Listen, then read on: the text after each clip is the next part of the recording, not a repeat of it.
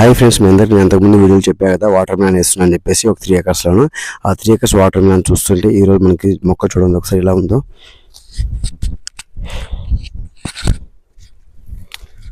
ఇలా ఉందండి మొక్కలు. ఇవన్నీ వాటర్ మ్యాన్ మొక్కలు అండి, సీడ్స్ అండి. మనకి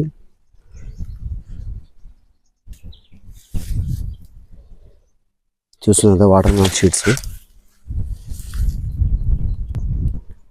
సో మనకి ఇప్పుడు 3 acres దాకా వాటర్ మ్యాన్ వేయడం అయిపోయింది కాబట్టి ఈ 10 daysలోనే ఈ యొక్క మొక్క ఇలా రావడం జరిగింది మనకి వాటర్ మ్యాన్ సీడ్స్ యొక్క మొక్క అయితే. సో ప్రెసెంట్ ఇప్పుడు చూసుకుంటే మనం ఇంకో 2 acres అయితే వాటర్ మ్యాన్ వేస్తున్నాము.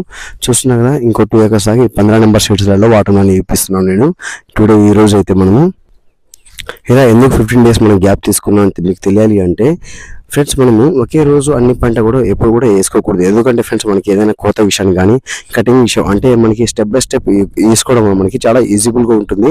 అంటే ఏదైనా మార్కెటింగ్